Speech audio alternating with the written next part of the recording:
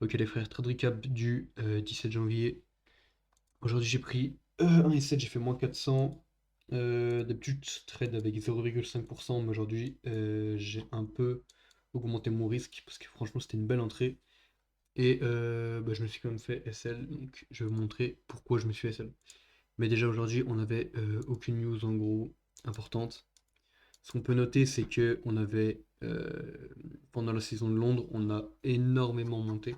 Regardez, tac, on est énormément monté. Ce qui voulait dire que pendant la saison de New York, normalement, on aurait dû euh, partir à la baisse directement. On l'a fait un tout petit peu, mais pas assez. Et donc je vais vous montrer ce que je visais. Du coup, moi aujourd'hui, je visais pour un short parce que regardez, on avait déjà sweep ce haut ici. On était rentré dans sa early up. Et donc on avait été au 50% du early up. Et sur le S&P, on avait sweep ça, tac. Et bah on avait rempli carrément le favori up.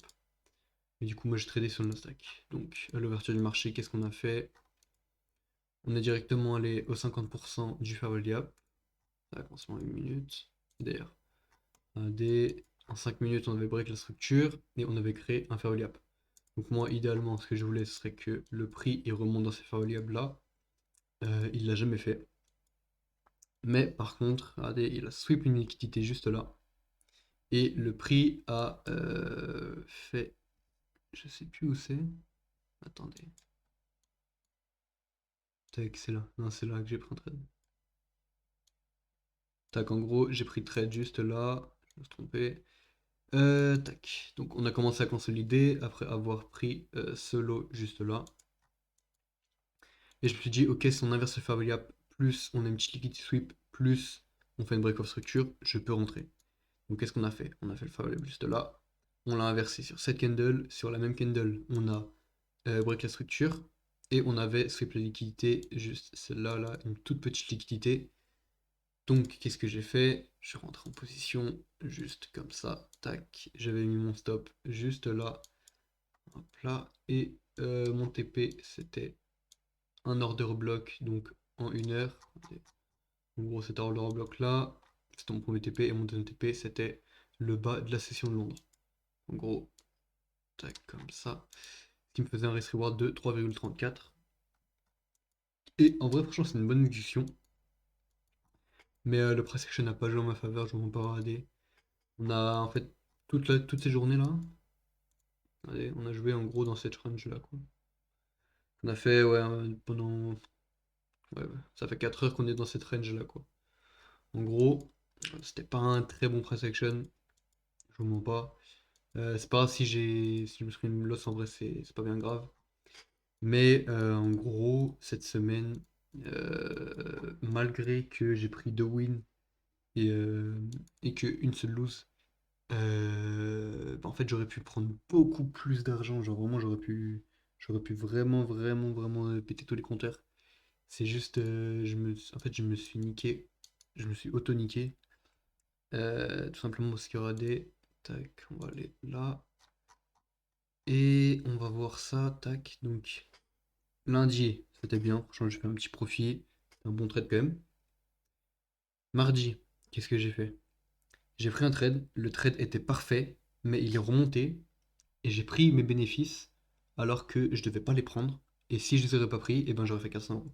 Donc déjà là, je serais en up sur la semaine. En gros, je serais à break-even. Ensuite, hier jeudi, j'ai pas pris un trade alors que je devrais le prendre. J'aurais dû le prendre. J'ai vu le trade et je l'ai pas pris.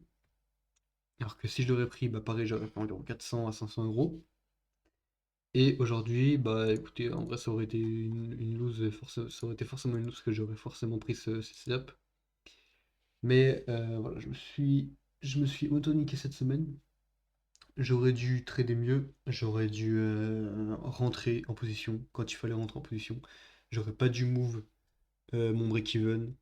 Et je serais rentable sur la semaine. Donc en soi, c'est pas forcément. C'est pas une mauvaise semaine. Parce que quand même, comparé à avant, je suis bien mieux, niveau psychologie, etc. Mais j'ai encore deux trois erreurs à corriger. Et si je les corrige, bah là, ce serait parfait. Donc la semaine prochaine, l'objectif c'est de prendre que des trades parfaits, comme je prends là en gros, avec des exécutions parfaites, rester un peu plus de temps sur le marché parce que j'ai repéré que quand je partais à 16h30, et ben après 16h30, il y avait encore au moins un setup qui se formait en général. Donc en gros, vers 17h en général, il y a un setup qui se forme, genre à chaque fois. Là, il n'y a pas eu de setup aujourd'hui, mais en général, genre, je sais pas, je dirais 6-7 fois sur 10, et ben, il y a un setup qui se fait. Donc au lieu de rester 1 heure sur les marchés, maintenant je vais rester 2 heures, ce qui pourra me permettre de potentiellement reprendre un trade. S'il y a un très très bon setup, avec des durées de temps, avec des time frames plus élevés, des confluences avec des time frames plus élevés en gros, bah, je pourrais reprendre des trades.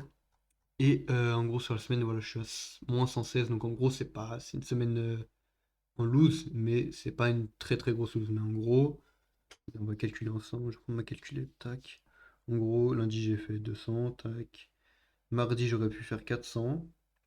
Et jeudi 500, tac. Moins 400 aujourd'hui. En gros, je serais en plus de 700. Donc, je serais à break-even. Je serais à plus de break-even si j'aurais respecté parfaitement, si j'aurais fait aucune erreur en gros. Parce que j'ai respecté mes trucs. Mais voilà, si j'aurais fait aucune erreur, je serais en up de 700. Et bah là, malheureusement, je suis en négatif de moins 107. Donc, voilà, les frères, je m'en passe, c'est chiant, mais je sens que petit à petit, je me rapproche. Je fais de moins en moins d'erreurs. Et les erreurs que je fais, eh ben, c'est des erreurs bêtes qui peuvent être corrigées très très facilement comparé aux erreurs que je faisais avant. Donc là, je sais que c'est plus qu'une question de temps. Je ne vais pas me porter l'œil, je touche du bois, mais je pense que dans 1 à 2 mois, soit février, soit mars, je suis funded. J'en suis sûr et certain, je le sais. Mais voilà, soit fin février, soit fin mars, je serai funded. Donc voilà. Et à partir de là, je ferai un prom payout de 4 000 euros. Si j'arrive à avoir un payout, en gros, mon objectif, c'est faire un payout de 4 000 euros. Utiliser encore le 50 000, un compte à 50 000. À côté, je prends un compte à 150 000, je passe le compte à 150 000, je fais un payout avec le compte à 150 000, je rachète un compte à 150 000, ce qui me fait 350 000 euh, de compte funded. Ensuite, j'enlève le 50 000, je rachète encore un 150 000 jusqu'à arriver à la location maximum de Top Step qui est de 750 000 euros, en dollars.